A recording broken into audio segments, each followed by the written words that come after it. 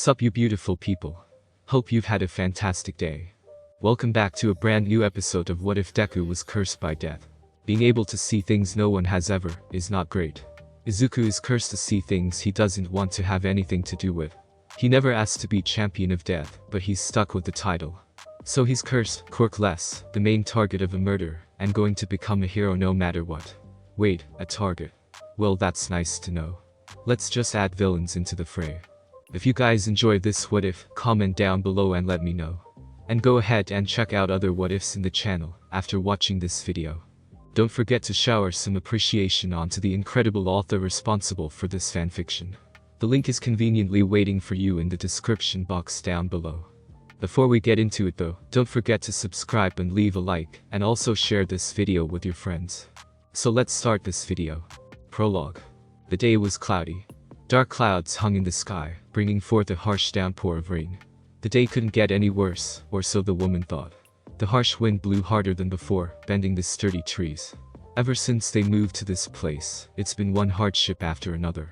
It was stressful, their lives, but the woman would rather have her own life stressful, while her son's life stays joyful. The woman stared out the window, watching as the tops of the trees bent over and their limbs touching the ground as from the harsh, whistling wind. She jumped once the sound of lightning and rolling thunder crashed raucously overhead. Her green gaze settled on the dark hallway when she heard fast approaching footsteps. The woman sighed, knowing who it was and why they're out of their room. A green blur and then a weight on her lap. She ran her hand through the boy's green mess known as his hair. The booming of thunder crashed down, this one heavier and longer than before. Her 4-year-old son flinched and curled up further into her. The woman looked out the window for a little longer, rocking her son and humming in means to calm him down. Looking down at him, she sees bright bloodshot, green eyes staring past his bangs. He sobbed harshly, hiccuping and stuttering every now and then as he tried to speak. Mama, they won't leave. I still see them everywhere. I want them, they need to go. It broke her heart, seeing her son in such a state. Ever since he was born, he'd stare off into space, or at something and burst into tears. She never understood why her son would react to nothing in such a way, and it was heartbreaking when she found out. SHH, Izuku, it's alright, she murmured. It wasn't okay. Things weren't okay with her son seeing these things that she couldn't see herself. How could everything be okay? They can't touch you. They will never harm you, not as long as I'm around. She calmed him down to the point he fell asleep. She didn't need him to get sick. No, never again. How she remembered that day. That one day, he had gotten so sick, she rushed him to the hospital where she learned that he was overly stressed with fear. It was surprising to say the least that even the doctors were baffled with finding the boy barely a toddler with a fear so grand that it caused him to get sick. When the boy awoke, eyes were wide and sweeping across the room, then the screaming began with big fat tears rolling down his cheeks. He was leaning away from something that they couldn't see. He reacted well when someone was touched him, leaning into them and turning his head to look away from whatever he was seeing, but if no one was touching him, he reacted terribly. The 2-year-old was seeing something horrific, but the doctors had no clue what. They wanted to say the kid was insane, but that would be impossible, since babies' cognitive abilities, their thought processes, weren't fully developed yet. No way could a baby be showing symptoms of insanity. They came to the conclusion that it was his quirk. He was born with a quirk, and they had no idea how to help him. They suggested for therapy once his cognitive ability was shown, or when he could speak. They also told her to go to the doctors once he spoke, so they could evaluate the situation and run a few tests. They also told her to tell him to never speak to whatever he's seeing. It may not be a good idea for the kid to do that even if it turns out to be his imagination.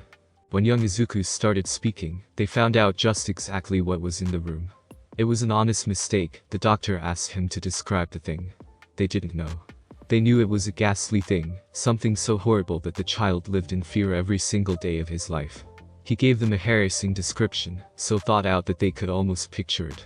One nurse had gotten sick and threw up when he got to the part that dealt with one or more limbs being missing, or even when these things were hanging out of their stomachs. The description was so detailed, they knew it couldn't be his imagination. They knew of his mother and how she was. She couldn't stand the thought of horror, so they knew she didn't plant these ideas in his head. He was told to speak with it and it appeared, attempting to take the boy away. He was saved afterwards, but the trauma was done. It was then when he had started wearing dark tinted sunglasses. He never took them off. He never wanted to take them off. He had finally found a way to get away from the creatures his mother called ghouls. He was strictly told to never speak about this ability with anyone. He never did, not until he started seeing shadows hanging onto some people. He never spoke to someone about it, but he told his mother. It wasn't until he touched one woman's shadow and saw her on a bed unmoving. He told the woman what he saw, but she only shook her head and muttered about how something like that was not funny. It was not until later a man, one who he saw with the woman, came, yelling at him and accusing him of something. He didn't understand what was being said. His mother, on the other hand, did. She told the man to leave and told Izuku to never speak to any adults who he didn't know. Never speak about these shadows. Don't touch them or tell anyone about anything if you do touch them. The only things that brought him joy was his mother and seeing his favorite heroes battle villains. Seeing them battle bad people sparked the dream to become a hero. He hoped to become a hero even if he had to deal with seeing these ghouls. No matter what, he wanted to always be there to help people. He wanted to prove that he was strong, that this ability would not hinder him. He was going to be one of the best heroes ever. So now on with the story. He stares at the ground, gripping the straps of his backpack. He stares at the ground, ignoring the things that are in his peripheral vision. Although he wears black-tinted sunglasses, that doesn't stop his peripheral vision screwing him over. He sees the shadows that hang onto people as they pass him by. He had to pick the one day that the sun doesn't show mercy to the recipients of its warmth. He can't wear his usual hoodie without basically burning to death. He ignores everyone and turns the corner into an alleyway, looking past the sunglasses and into the shadows. He cannot see him, but he can hear the raspy breathing that sounds like someone with nasal problems decided to run 10 miles. The green eyes hidden behind the spectacles lands on a blurry, almost non-existent figure. He stares with indifference, not even showing emotion when it speaks with a cold, raspy voice that reminds one of dragging a sandpaper over rock. Take them off, Champion. Death hates. Need them off. Take them off. Izuku sighs and does as he's told. Before him stands a male wearing a cloak that shadows his face. A visible aura of purple and gold flares around him, bringing the sensation of cold. Dead-like cold that chills one to the bone. Drops of blood comes from the sleeve. A pungent odor of decay fills the alleyway, mixing with the smell of hot, steamy garbage.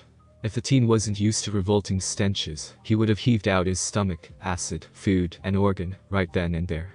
He knows that if the man is to rid himself of the black garment, then he would see the rotting flesh that loosely hangs off white bone. He never once ever thought he'd be in this man's presence, and maybe in another universe, he never is in this man's presence, maybe he never knows of him. If anyone who knows the kid, they'll be surprised by the fact that he actually listened. The only people he listens to is his mother, and death. Is there something you need from me? A 15-year-old speaking to the embodiment of death. How is this boy still alive and still sane? To stand in the mere eyesight of the Grim Reaper is a sentence to the afterlife. Champion, death needs Champion. The slow speaking of the psychopomp only irritates the young human. His patience thin with this specter. He keeps his mouth closed, knowing what happens if he's to disrespect him. He beholds the phantom of endings, waiting for him to speak what he needs to speak about, and just needing to go on his way. This is the first time he's spoken to the Grim Reaper in so long. What was that poem someone made on the Grim Reaper? He can't remember. He's read too many of them to remember a specific poem. So many. So many on the Reaper. So many speaking of his deeds. One, he remembers, one said to not fear him for he is a friend and not a foe. Ha. His eyes are on the Reaper, who has many poems and stories from so long ago about and so many new poems and stories being written even now. Accept fate. Accept. Gifgaven. Less terror. More powerful. Hero. Champion. Be. Hero, yes. This can help. Izuku is hesitant. Less terror. Does that mean he won't be afraid if he accepts death's offer? No, he isn't willing to do so. He can't do that. He doesn't trust him. Yes, I want to be a hero. I can't, I don't know. Let me just think about it. The arm rises, the sleeve slips down revealing bony fingers. 3 fingers up. 3 fingers down on his skin. A skeletal hand tattoo is now on his wrist, 3 fingers up. It's a reminder, he notes, a reminder of death's words. 3. 3 times close to dying. Champion she'll take. She'll accept gift. Forcefully. Painfully. Death's champion is thus left alone. He sighs, pressing a hand against his chest. A warm breeze picks up as he walks out, putting on his glasses and heading home. 3 times. He makes it sound like he'll come close to dying more than once. That's absurd. Right. There's no way that he'll come close to dying. Then again, Death will always get what he wants no matter what stands in his way. He may just force it, but that'll go back on his promise that he made when he was younger. He looks up, staring at the bridge that suspends over the waters below. He sees someone there, standing on the edge and looking down. Sliding his glasses down, he sees the shadow. Might as well explain more about this cursed child. Midoriya Izuku, age 15, quirkless, cursed to be Death's champion. He knows what the shadow means and he isn't sure what to do. He pulls on a mask so that it covers his mouth. Hesitation takes him before he sighs, walking over and sitting down on the edge beside them. Hello. What do you want? They snap, glowering at him. If you're here to change your mind. No. I'm not here to change your mind, I cannot do that. I'm here to chat, but I'll leave and let you continue on your way if you want. After all, the only one that can change your mind is your own self. Hell, I would do this if I didn't have to worry about my mom. Not to mention, Death will never allow me it. He'd save me before anything can happen to his champion. Which brings the question, can I die? I have my parents too, but that doesn't mean anything to me. I am after all a villain. The disgust in his voice catches the green-haired teen's attention. He takes a breath, taking off his glasses and revealing his eyes to meet the violet gaze of the insomniac-looking kid. He ignores the ghouls at the edge of his vision, keeping his attention towards the guy who appears to be near his age. It has to do with your quirk. He guesses, and he guesses right. He turns towards the waters below. I told you, I'm only here to talk. I can't change your mind, but maybe talking can at least help you be at peace. I don't force people, wanting to talk is all on you. If you want to continue with this, tell me and I'll leave. Reluctantly. I can't forcibly prevent a death. It sucks. I can save people, but only if they want it. Like a hero saving others who call for help. Skeptical. The guy is skeptical. He's like Izuku. They've been hurt by people, not by their family, but by those around them.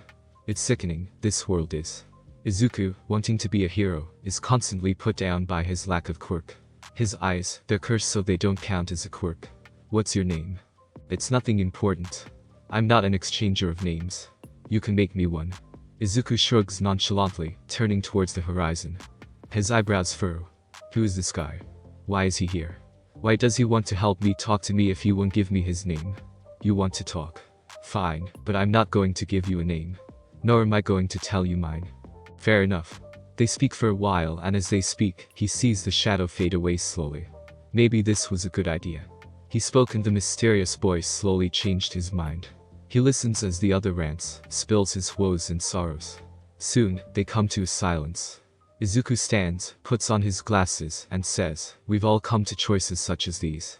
We stand at the crossroads and don't know what's ahead, sooner or later we have to choose. Some choose to live, others choose to die. What will you choose? The nameless boy watches the other walk away, leaving the mind controller with a choice. A choice that gambles life and death. His mind is at work, weighing the options and thinking of possible outcomes. He looks out towards the horizon and he's made up his mind. He walks away from the edge, heading home with a smile. Shinsu Hitachi chose to live that day, and death didn't receive him. No, he won't, and he can tell why. This boy will be crucial. Izuku arrives to his destination, smiling and greeting his mother. He tells her what happened and she sighs. Death, such an odd creature. Why did it have to choose you to hold this power? Curse. Izuku mentally corrects her. No matter what she thinks, he will think of it as a curse. She tells him that dinner is ready and to go wash up. As she watches his retreating back, she sighs again, this time a solemn expression on her face. She wants the best for her son, but he had to be chosen and thinks of himself in a low manner. She tries to help him use this for a better way, but nothing. He won't take the help. The fortunate part, the ghouls stay away. They can't touch him unless he initiates the touch or speaks to them. Her son can save many lives, but no one will listen, no one will ever take him serious. Her thoughts drift back to the man. That wretched man that worsened his condition by calling him cursed and spreading rumors to the point the small family had to move away. He's just a child. She argued. She argued so much, but no one listened. He's so kind-hearted. It's a shame no one wants to listen. School, the following morning, is hectic. A pebble flies through the air and drops to the ground. The clacking sound of the rock hit the pavement is enough to bring forth a flinch from a green-haired teen. He quickens his pace and keeps his head down, hoping to be ignored by his classmates. Hey. Fucking Deku. He's roughly grabbed from behind and pushed to the side by his blonde bully. Stand out of my fucking way. He says nothing, regaining his balance and fixing his glasses. He always received weird looks for them, albeit being inside or it being cloudy. Right now, the situation is it being cloudy. He ignores the whispering of the others and just goes to being by himself, unconsciously scratching at his wrist.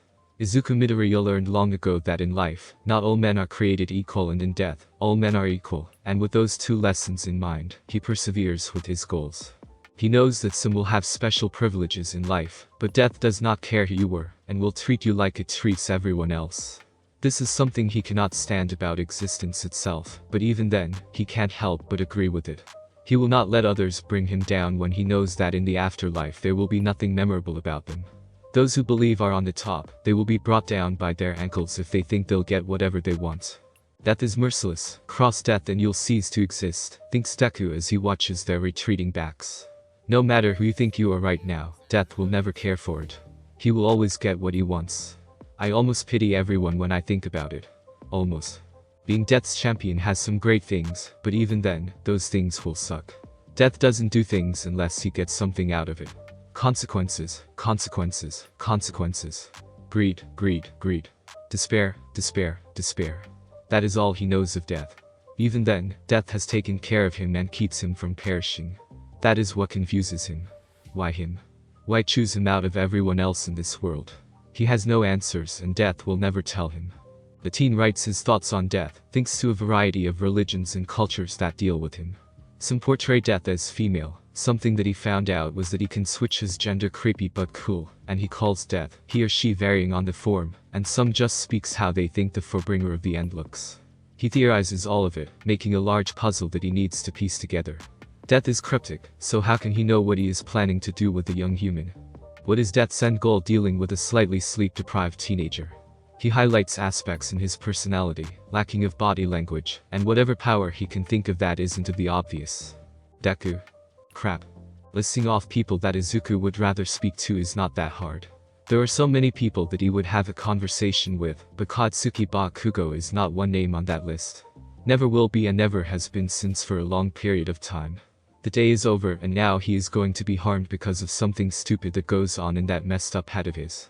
He scrunches up into himself, holding his notebook about death and the variety of notes and poems that he's written down. Sadly, the blonde snatches the notebook from him, staring at the cover page. What the hell is this? Death analysis. What the hell? Are you fucking insane or some shit? You're a freak and want to become a hero. You're quirkless and a freak. No one will ever take you seriously. So listen and listen well, you won't try to get into UA, and maybe if we're lucky, you'll be long gone from this country. Or locked up in a mental asylum where you can hurt anyone. Cries one of the lackeys. His huge hands on his chest as if he's been wounded. I'm surprised they even let a psycho run around. I'm not a psychopath. I just have a realistic view of life unlike you all. Death is something not everyone can stop, yet we still try to stop it. Why do they even think I'm a psychopath? I don't get it, none of my actions show the signs of psychopathy. At least, I don't, do I? Behind the tinted glasses, his green gaze sits on his notebook in Bakugo's hands. He doesn't even flinch when he destroys it by using his explosive quirk on it and burning it. Izuku does cringe away when he places his hand on his shoulder, activating his quirk and burning his shoulder. He stays there even after they're gone, even after his notebook had taken a plunge into the fountain, even after he was told to jump off the roof, and hope that in the next life, he'll be loved and have a quirk. He sighs and looks at his wrist, staring at the 3 chances he has. Hopefully, he never does come close to death. He leaves the school after grabbing the notebook. He'll have to dry it and work on his hero analysis notebook for a while. The air is carrying the small tune that he hums as he passes through a tunnel, a shortcut home. Well, what's this? An invisible cloak. Soon, Izuku is grabbed from behind, and slowly is suffocated by the owner of the voice. White-hot pain shoots up his arm when he feels his wrist burns harshly, causing him to try and fight back.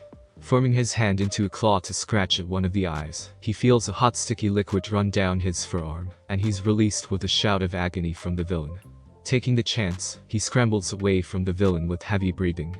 A slime sludge monster. Unbeknownst to him, his wrist flashes white before one finger slips down and shows 2. Never fear, for I am here. Everything goes dark afterwards. All Might has been chasing the villain for a while now. He releases a string of curses when he notices the villain go for a kid. Just as he was about to attack, he watches as the kid claws at the eyes of the villain and gets thrown to the side as a result. Taking the opportunity, the hero quickly captures the villain and turns toward the plain-looking boy who is now unconscious. Slowly, All Might makes his way over to him and starts softly smacking him to wake him up. While doing this, he takes in the features of the kid. Quite plain-looking. Something about the boy, something is off. Green hair tousled, eyes hidden behind skewed glasses, freckles on his pale-to-pale face. Does he get any sunlight? There's a scar on his lip as if he had gotten cut there a long time ago. A burn spot on his shoulder, where did he get that? It's recent, very much concerning. Blood on his hand from where he had clawed out one eye, and on his wrist, there's a red patch of skin and a tattoo. The way it looks, it seems to be a recent tattoo. Hey kid. Hey, wake up. Hey. Eyebrows furrow and soon a small groan passes through his lips. What? Oh, no, he whispers, sitting up and standing up in a rush, almost having knocked over the pro hero. I'm sorry. I'm sorry. Thank you for saving me. He looks at the hero and his eyes widen, eyebrows rising a little bit behind the spectacles. He grabs his bag and looks around for his notebook. All Might, thank you. I appreciate your help and I have a question, one that won't take too long. Blue eyes stare at the kid, glancing down at the reddened wrist then at the burned shoulder. His attention is caught by the notebook in the kid's hand. Death analysis. What is this kid doing with something like that? Another question. Never has he met someone that brings up so many questions like this teenager. So who was this kid? He knows he needs to leave, but this kid looks desperate to know something. He doesn't have much time left, but the kid looks honest. One question. Surprise overtakes Izuku's body at the agreement of answering a question from a civilian. Maybe that's just how All Might is. Probably. He isn't going to have high hopes on that. Can I still become a hero without a quirk? Thanks Death, I've got your stuttering. He won't admit that he always stutters. For as long as he can remember, he's always been told no. He's always a huge fan of heroes, but he's slowly calmed down, pushing past those emotions and trying to be a hero, along with figuring out a way to get Death to choose a different champion and leave him alone.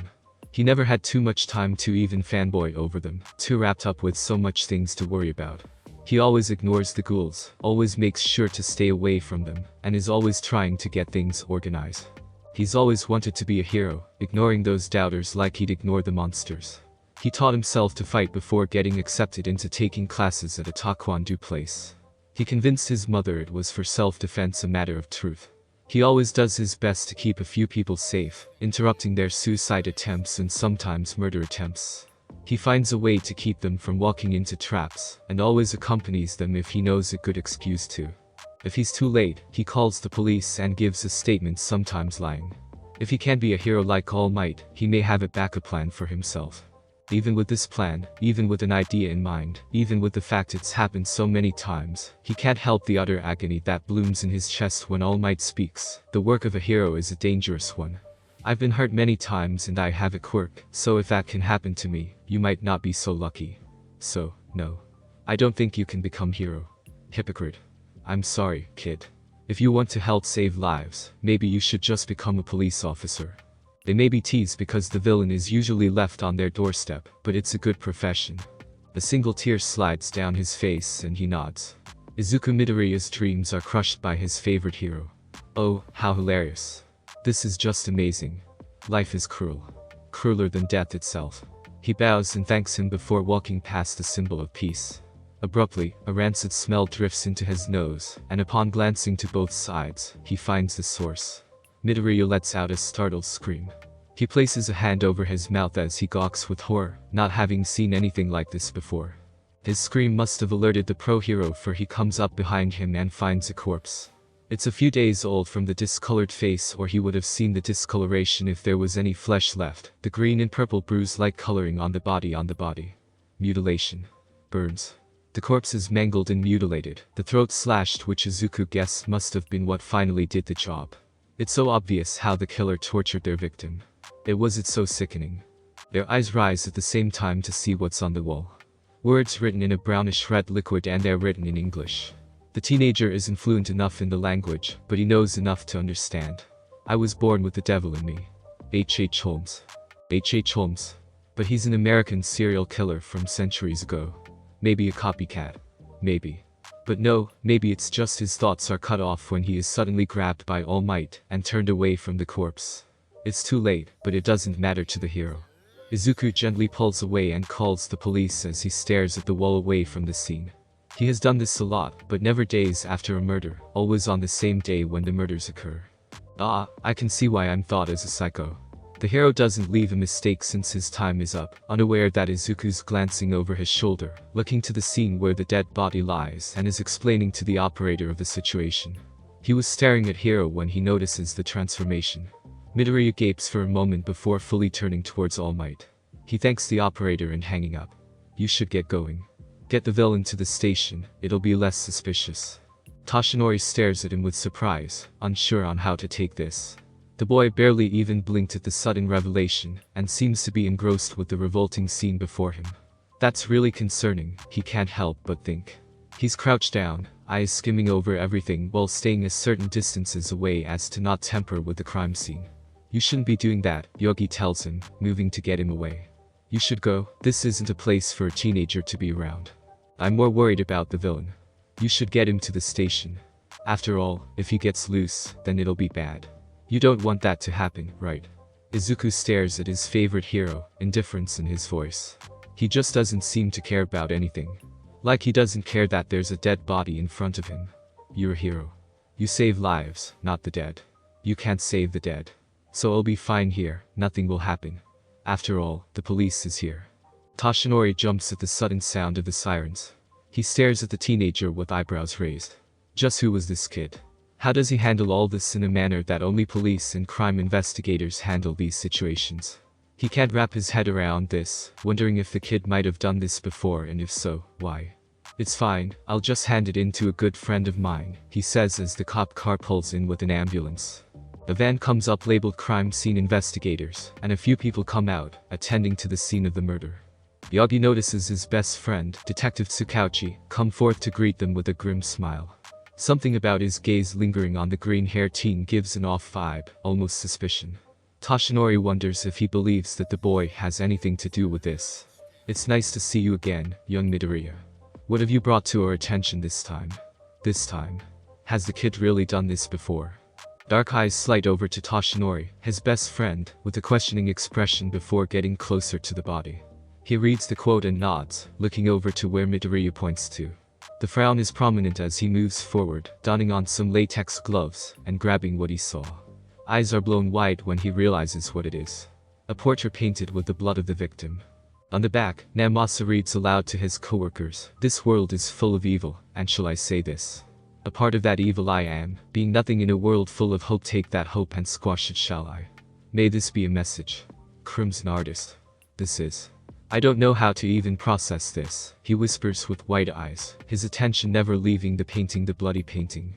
"It was nice seeing you again, detective, but I should get going. Do you need to know anything else or am I clear to leave?" Izuku bows slightly upon receiving an answer and thanking him. He leaves the scene of the crime, but not before giving the number one hero a glance and a smile over his shoulder with a small wave. His glasses slip down the bridge of his nose, and before he can move it up, he sees a woman with a death shadow hanging off her. He quickly moves and discreetly brushes his hand over the shadow, getting enveloped into the premature death. He sighs, seeing what is going to happen and not be able to stop it. She's sick. Just like the woman from a few years back. He pushes up the spectacles and resumes his pace. The car honking reaches his ears, and he finds himself moving forward, grabbing the child who had walked into the road and running to safety. "Are you okay?" he asks hurriedly, staring at her through the dark lenses.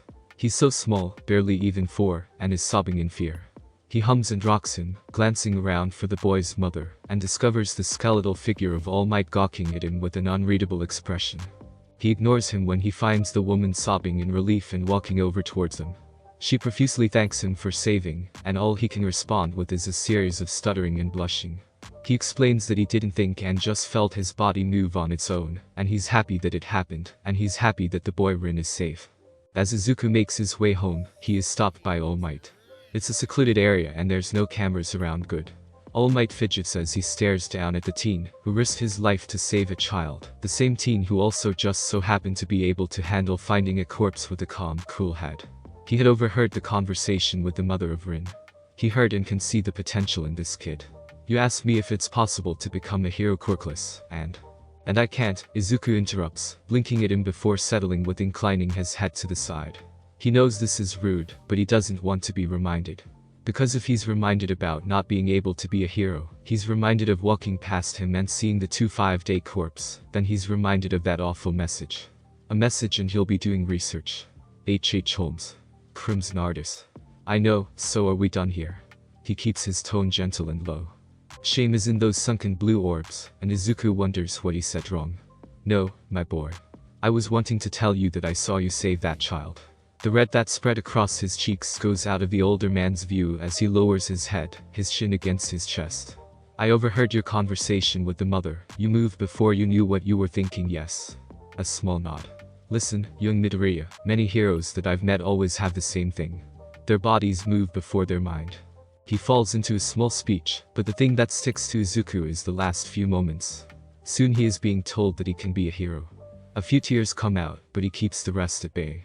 For so long he's been called a cursed child, a freak, always told that he'll never make it as a hero, and now he can. He accepts the offer and is told to meet at the beach. There, he will start training to become the 9th wielder of One for All. In his room, stands Death. Cloak is gone now and is wearing a maroon dress that's in tatters. A side strapped to her skeletal back. Pieces of flesh hangs from under her sockets, strings of white hair frame the decaying skull. Death's female form is one of the worst to ever lay eyes on, showing the decomposed corpse-like body. She holds up 2 bony fingers. 2 chances. Call Death's name. Accept when Death arrives. That is all that is said by the time she leaves, taking with her the cold and the stench of rotting flesh. Izuku stares a little longer at the spot where Death once stood and sighs softly. He scratches at his wrist, heading into the bathroom to shower and cleanse away all the bad vibes he's been feeling all day. It didn't help when his mom found out about what had happened. Tsukauchi had called her and she was worried about him when he came home, having to explain to her that he was fine. You know how it is. If I don't become a hero, I can always become a crime researcher, Mom. She wasn't all too keen on that idea. Her voice rose with worry and panic at the mere thought of her son being around corpses. But do you really have to get so wrapped up with these things? You're only 14. You see these ghouls every day. I don't want you to continue seeing corpses for a profession. Can't you, I don't know, pick another, please? He knows she means well, but it's the best he can ever think of. His being a champion of death might be helpful later in the future. Maybe. He isn't sure. Cursed child. He killed my wife. Maybe not. He might get someone killed. Wait, he can't think like that. He can't not with the fact that he's going to become a hero. And he stops thinking that way. He puts his efforts on researching more about the American Ripper H. Holmes and about his murders. Along with it, he researched American serial killers from centuries prior, thinking of why the Crimson Artist was using one of their quotes. It sickened him reading the terrible evils that many of them did. He reads about the Zodiac Killer, coming up with theories on them, writing it down in another journal for later. He wants to look more into the case of the recent murder, but they have yet to make it public. This sucks, he mutters as he gets off his bed when he realizes it's 5 in the morning. He has to get to the beach that All Might told him to go. He packs a small backpack with a few of his journals and water with snacks for breaks he might get. He grabs a hand towel and sets off after writing a note to his mom. Toshinori-san. He shouts upon seeing the skeleton of a man. He waves and smiles widely at him as he comes to a stop, pushing up his sunglasses to keep them from revealing his eyes. I should tell him about my curse, but not right now. Good morning, how have you been? I'm okay, he says, coughing up blood.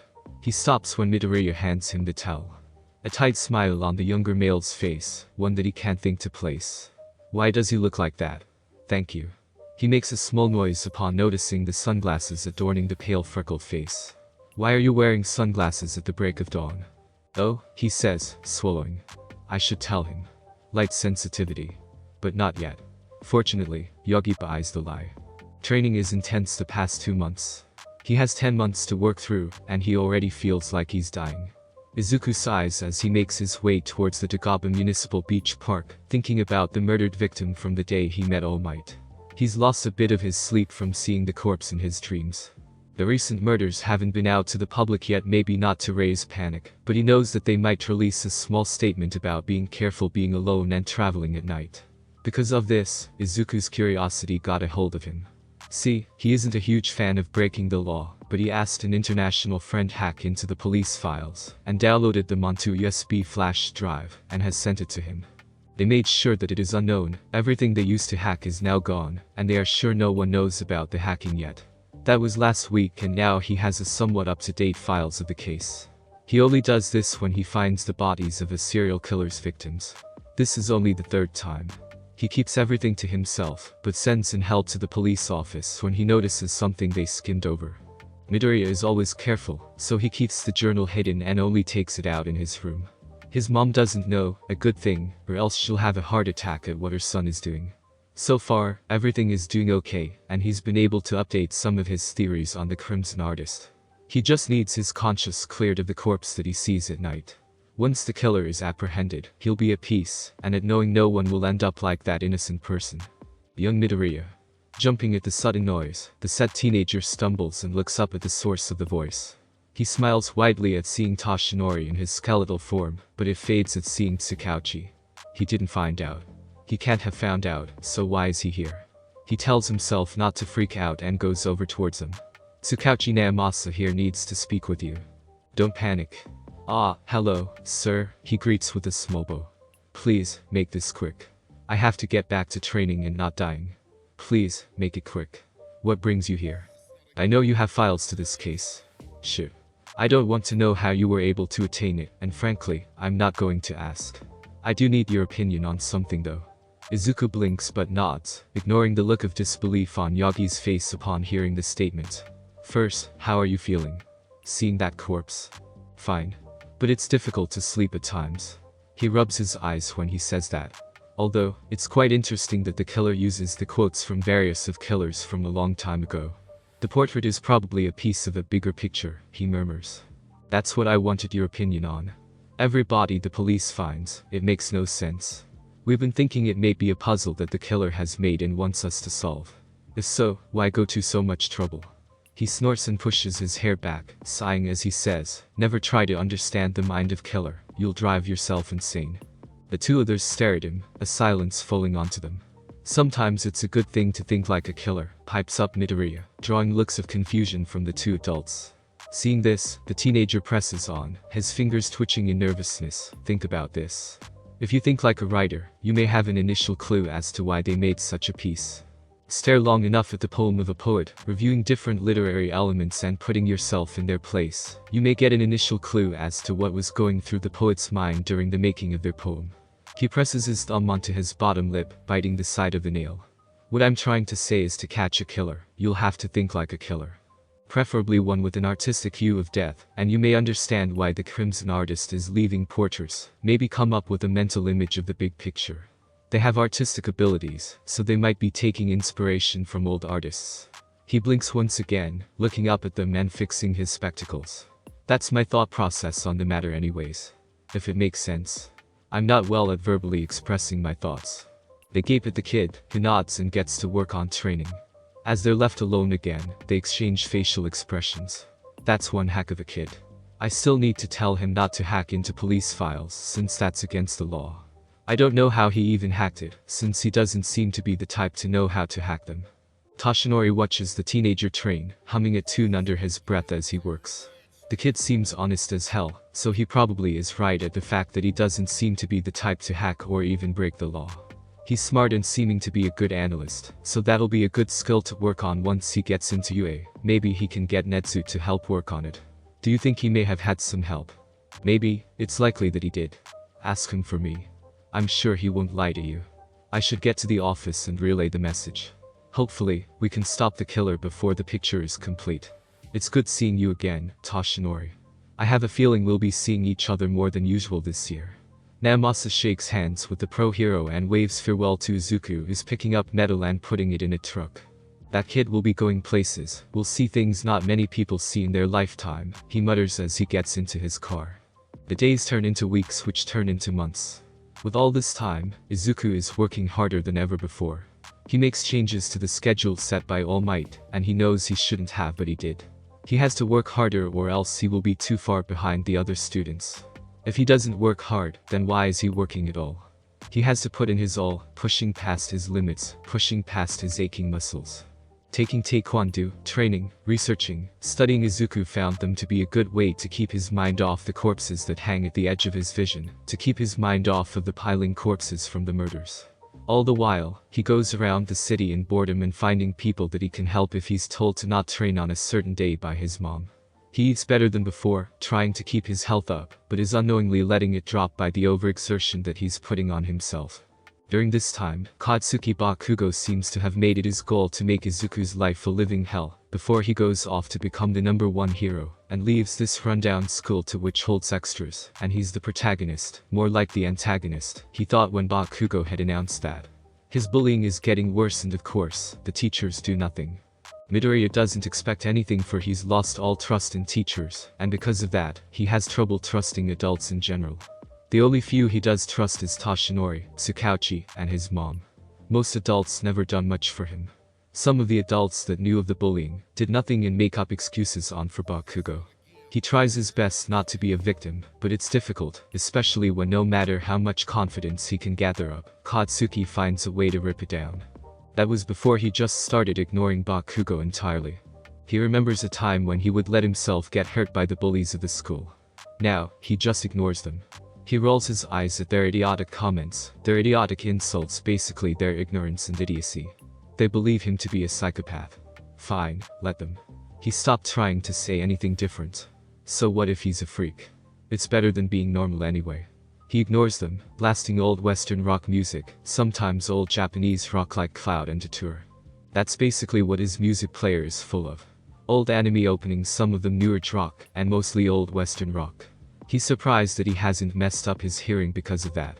Mostly ignoring them doesn't always work, and if they try to lay a finger on him, he'd break it if he could. He pushes it off and quickly makes his way out of the place, sometimes scurrying to a more public place that if anyone is to recognize them, their future reputation as a hero will plummet. His life is okay now, but the slight trauma is still there. Either way, he isn't letting anyone lay hand on him. He's through with being a victim, and he will prove it once he gets into UA. If anyone were to ask, Izuku Midoriya is not breaking into an apartment. Izuku Midoriya does not know how to pick a lock. Of course, that's what it looks like, but that's not it. No. He has no clue what people are talking about if they're to ask, but who would ever ask? The idiot basically lost his key and now has to break in. It's not really a break-in if it's his home, is it? No, because he lives there. He'll have to tell his mom about the lost key and get a new one made. He sighs, making his way over to the kitchen. He grabs a small snack and immediately heads for his room, throwing his backpack down onto the bed. He's almost there. So close. Will this be enough? It should be. He's so tired. It won't kill him to sleep for a while, after all he's worked so hard now. Resting will do him good anyways, he's had a stressful few months. It's been 10 months since the second corpse has been found. 10 months since the whole investigation started. After the first 5 months, 10 people were reported missing and were found killed. 3 months ago, they released a statement on the murders, and another 6 people were reported missing and killed. 2 months ago, the trail went cold. 2 months ago, no more murders have happened. It was as if the killer went into hiding, for a while. Because of this, Izuku had asked them to search for unsolved cases that dealt with the same thing, no leads. The case went cold and everything returned to somewhat normal. The day was long and with Tsukauchi's visit, it put him on edge. The case went cold. The trail stopped and no one has been reported missing, and we haven't found any recent murders fitting the profile. Dark eyes hold an emotion, maybe more, and it's difficult to read. He stares at the lapping waves, his lips set to a firm line. We have no reason to believe that the unsub just stopped for no reason. They might have almost gotten caught, what with the news releasing the murders, and the patrols. I'm guessing they're laying low for now. Oh, so that is a problem. Great. Midoriya sighed and ran a hand through his hair. Has there been any other cases like this one? Where they'll kill for a while and then just stop after a moment? There's no reason to believe that they won't do this again. Some murderers have a need to kill. This one just likes torturing people. They love the thrill they get for hurting them. This is a type where they need to hurt someone just because. It won't last long. Once the news stops covering the murder, a killing frenzy will ensue, don't you think? Tsukauchi hums as he glances at the teen with a smile. He can see where Toshinori likes him. Yes, he might have done well with choosing him. You'd make a fine detective.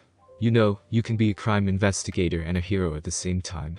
You should take criminology classes during summer breaks. Maybe do some online courses during the school year, but it'll probably be better to do the classes during the summer. It'll be nice to have someone as smart as you to be on our team. Are you sure that's possible? Me taking college courses.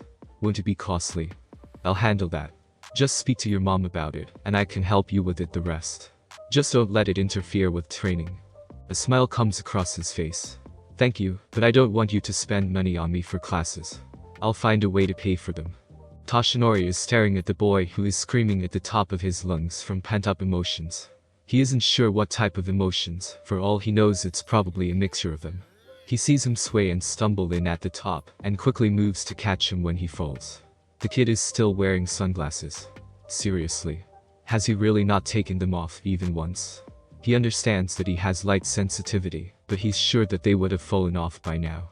He doesn't ask and just gives him a speech. You can now receive my power. He looks down at the blinding smile that he's grown so used to that he'll never want to see it disappear.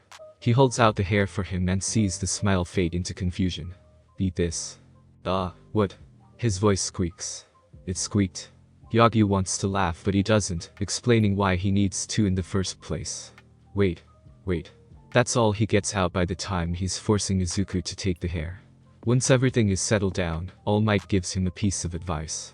Unaware to them, Death is watching the two of them.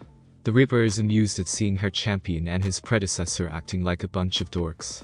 She knows of his want to be a hero, she knows where he's going, and she needs to speak with him, needs to give him something. Something other than the first gift. Maybe this time he won't have much fear for this new gift. Maybe, Izuku, will. Like this. Death makes her way towards the boy and grabs his arm, pulling him into the next alleyway. She removes the glasses and presses the gift to him. Use it. Can. Hide it. Call for it. Izuku stares at her with uncertainty. He looks at the gift and notices it to be his side. I can't. I don't know how to use it. He takes a step back when she moves forward, but doesn't move any more than that. She places a skeletal finger on his forehead, forcing himself to ignore the stench radiating off her. His eyelids flutter close and something flashes across his vision. He shudders when the smell gets too much, when the images overwhelm him. Soon the scythe is gone and he's left alone. She needs to stop doing things like this, he whispers, rushing out and heading to the train to get to the academy.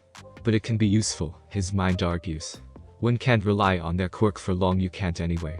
You barely even know how to use something that isn't even yours. This is not yours and you have yet to use it. Shut up. I'm right. You know that. You can't face reality yet, but soon you will. You're the champion of death, not the savior of lives. You see monsters, you see when someone will die but can't save them, you see death itself. You're a freak, one who shouldn't be alive. Your eyes are cursed and you can't get rid of them. You've already tried. He ignores that, having already made it to the platform. He quickly heads to the academy, ready to start his hero life. That comes crashing down when he trips. Or I can just die, he thinks, but he never hits the ground since he feels somewhat weightless. We wouldn't want you tripping. That'll be a sign of bad luck. Standing there is a brunette with rosy cheeks. She's smiling at him as she releases him from her quirk. Sorry about using my quirk on you. Oh? It's fine, he says quickly with a nervous smile. She nods and walks away with a bright farewell. I actually spoke to someone. And they were nice to me. He stops at the thought. Okay, I may have problems if I think like that. Death won't interfere. No. Free chance. Thank you so much for joining me on this incredible journey today. I hope you enjoyed exploring the fascinating what-if scenario of Deku. The possibilities were truly mind-blowing. If you found this video entertaining, don't forget to give it a thumbs up, share it with your friends, and subscribe to the channel. Your support means the world to me and inspires me to bring you more captivating content in the future. Stay tuned for more exciting what-if stories and other amazing videos coming your way. Until next time, take care, stay curious.